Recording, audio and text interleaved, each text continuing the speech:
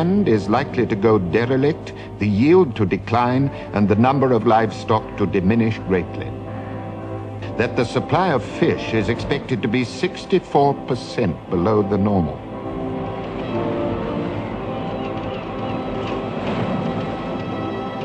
The financial burden which we have already accumulated is almost incalculable. We are adding to it at the rate of over £5 million per day. Generations will have to come and go before the country recovers from the financial ruin and the destruction of the means of production which are taking place. All this it is no doubt our duty to bear, but only if it can be shown that the sacrifice will have its reward. The responsibility of those who needlessly prolong such a war is not less than that of those who needlessly provoke it. Lansdowne's memorandum was a secret document, but reports in every newspaper in 1916 hinted unmistakably at failure, disappointment, at sacrifice without reward. On Easter Sunday, revolution exploded in the graceful streets of Dublin, centre of English rule in Ireland since the Middle Ages. 1,500 men of the Sinn Féin party seized the General Post Office building, turned it into a stronghold, and proclaimed a Republic of Ireland. In 2 days, British troops crushed the rebellion with ruthless force. An uneasy tranquility was restored. The citizens of Dublin came out of shelter and wandered round their city, surveying the wreckage with a kind of bewildered unbelief. The rising had been the work of extremists, men like those who had killed the Archduke Ferdinand at Sarajevo. Moderate Irishmen stood aside. Thousands of Irish soldiers were fighting as volunteers in the British Army. The British took this for granted, but they saw the Easter Rebellion as treachery, at a moment when the United Kingdom was battling for its very life. In the next 10 days, tension grew afresh in Ireland as the British executed 15 of the captured rebel leaders. Every shot resounded across Ireland, across the Atlantic Ocean, to the Irishmen in America. Every shot created another martyr in Ireland's long struggle for nationhood. After the executions, the British Army in Ireland was seen, even by moderates, as an occupation force. The homely man in khaki became a symbol of foreign oppression. British bitterness against the Irish rebels was reflected by the great crowds outside the Old Bailey during the treason trial of Sir Roger Casement, the prisoner in the Tower. Casement was an Irish patriot, captured on the eve of the rising after landing from a German U-boat. He was eventually executed, more than 3 months after the Easter Rebellion. During all this time, blazing indignation at Britain's actions swept the Irish community in America. Their millions of votes were a factor in the American presidential election in the autumn. There were those who feared, like Lloyd George, that the British victory in Ireland might be bought at an appalling price. The Irish-American vote will go over to the German side. Unless something is done, even provisionally, to satisfy America, the Germans will break our blockade and force on us an ignominious peace. Lloyd George proposed immediate Home Rule, but the blood of the martyrs prevented any peaceful solution in Ireland. The extremists did not want compromise. They wanted total and unconditional victory. Every belligerent sought that elusive prize. On June the 3rd, the most discouraging news of the war glared from the headlines of British newspapers.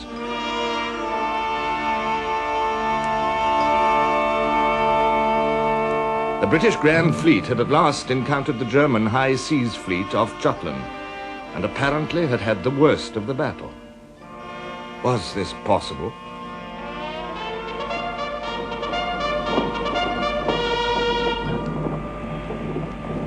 They fired the first shot, and it went just over the Princess Royal, about 50 yards.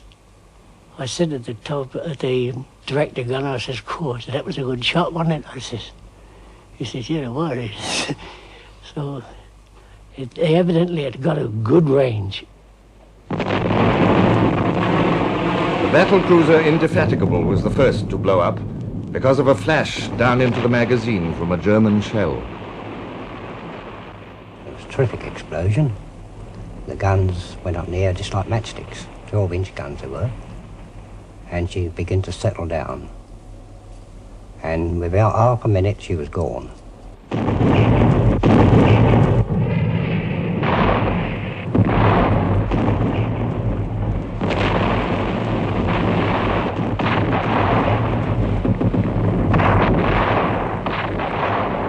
20 minutes later, the Queen Mary followed, and another ship's company paid with their lives for the inferiority of British design and material. Yet a third British battle cruiser was similarly destroyed when the main fleets came into action. When I saw the Invincible after the explosion, she was just, to me, one flaming letter V. She went down, broken clean asunder in the midships, and she was exactly like that, just a letter V. Well, of course, after that, there was other ships had already gone, many crippled. And when we steamed through the patch, the main patch, there was the men on rafts, bits of wood, bravely cheering, waving. And there was a smell of cordite, smell of gas from shells, and also burnt bodies. The Germans were first to issue a communique, which was quoted in newspapers throughout the world. Our High Seas Fleet encountered on May the 31st the main part of the English fighting fleet, which was considerably superior to our own forces. During the afternoon, a series of engagements developed between the Skagerrak and the Horn Reef, which was successful for us and which continued during the whole of the night.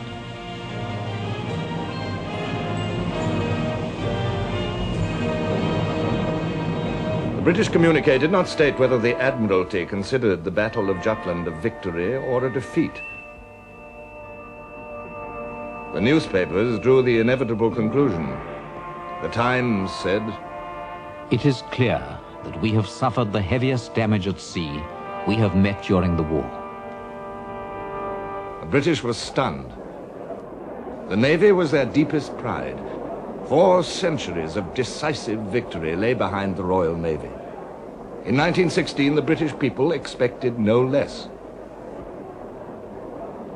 Instead, Germany's navy had had the best of an indecisive battle. German ships had proved stronger, more deadly fighting machines. Nevertheless, the German fleet had run back to port. An American newspaper noted, "The German fleet has assaulted its jailer and is still in jail." hard on the heels of Jutland came more news of tragic loss at sea. Lord Kitchener was dead, drowned in the cruiser Hampshire on his way to Russia. For the last 6 months, his power had dwindled, and control over the army and over strategy had passed to General Robertson, the chief of the Imperial General Staff. Kitchener took leave of the country he had served so valiantly, alone. Lloyd George was to have been Kitchener's fellow passenger to Russia in the Hampshire, but the aftermath of the Irish Rebellion had taken him to Dublin instead. Kitchener's memorial service was attended by vast crowds, stunned at the news of his death.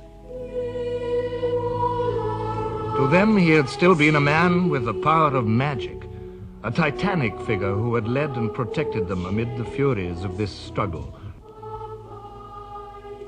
Kitchener of Khartoum.